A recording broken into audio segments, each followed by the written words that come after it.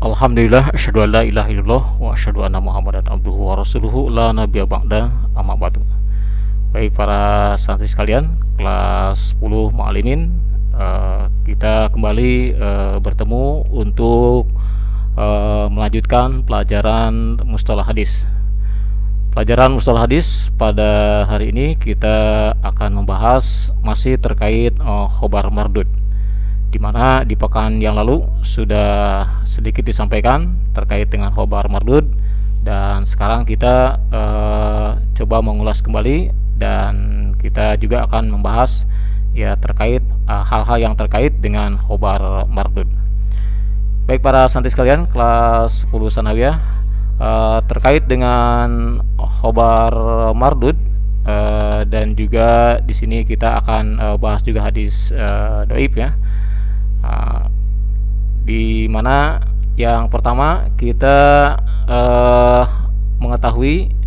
ketahui dulu terlebih dahulu, yaitu khobar mardud yang artinya tertolak dan sebab-sebab tertolaknya. Baik, ini sebetulnya sudah disampaikan di pekan yang lalu terkait dengan definisinya, tapi kita mengulang lagi untuk mengingatkan. Jadi khobar mardud atau informasi yang tertolak, kabar yang tertolak. Nah, ini definisinya bahwa khobar mardud yaitu hadis yang tidak kuat kebenaran pembawa beritanya. Terus hal itu terjadi karena hilangnya satu atau lebih syarat-syarat diterimanya hadis. Nah, jadi kalau sebetulnya ini kebalikan dari keterangan terkait dengan hadis sahih, gitu ya. Jadi kalau ada persyaratan hadis sahih yang kurang ya, atau di sini hilang begitu ya, syarat-syarat diterimanya hadis, maka hadis tersebut menjadi tertolak gitu ya, atau menjadi dhaif. Baik, selanjutnya pembagian khobar mardud dan sebab-sebabnya. Nah, di sini di antara pandangan para ulama ada yang mengungkapkan terkait dengan masalah pembagian khobar mardud, yaitu di mana para ulama membagi khobar mardud menjadi banyak jenis. Masing-masing jenis memiliki nama-nama tersendiri. Jadi sebetulnya pembagian khobar mardud itu cukup banyak begitu ya, cukup banyak. Cuman kalau secara ringkasnya begitu. Jadi di sini disebutkan, meski demikian seluruh jenis tersebut dimasukkan ke dalam satu nama yang umum, yaitu yang disebut dengan dhaif begitu. Nah, jadi kalau dirinci satu persatunya tentang khobar mardud itu cukup banyak begitu. Cuman semuanya itu yang namanya mardud secara ringkas garis besarnya yaitu yang disebut dengan dhaif begitu. Baik, selanjutnya penyebab tertolaknya suatu hadis. Nah, penyebab tertolaknya suatu hadis ini juga ya sangat banyak ya, namun bisa dikembalikan kepada dua sebab pokok, yaitu sanadnya gugur, atau istilah dalam hadis disebutnya saktu minal isnadi gitu ya, artinya sanadnya gugur. Kemudian yang kedua, perawinya cacat, istilah dalam ilmu hadisnya toknu firrawi. Nah, jadi penyebab tertolaknya suatu hadis ini juga secara garis besarnya ini disebabkan dua pokok ini begitu ya, sanadnya gugur atau yang kedua perawinya cacat. Baik, kita masuk sekarang ke pembahasan hadis dhaif.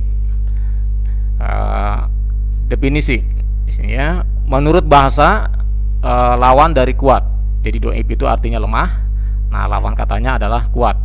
Kata dhaif memiliki arti yang bersifat empiris atau hissi ya, sekaligus juga maknawi.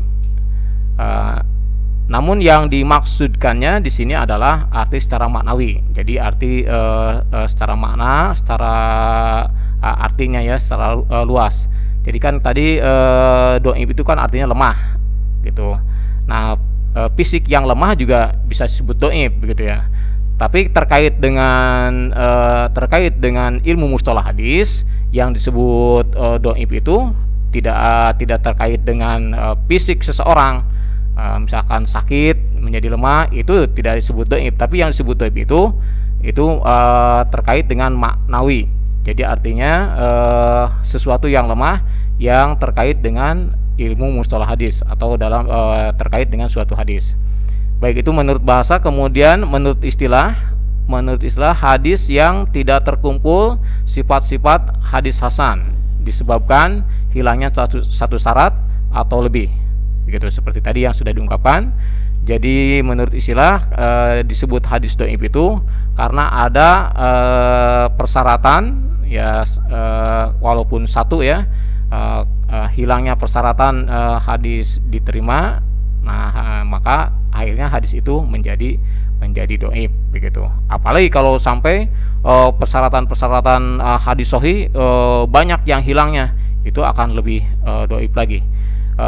Hilang saja persyaratan dari persyaratan hadis sahih, ini udah masuk ke kategori dhaif. Baik para santri sekalian kelas 10 Muallimin, selanjutnya macam-macam hadis dhaif ya.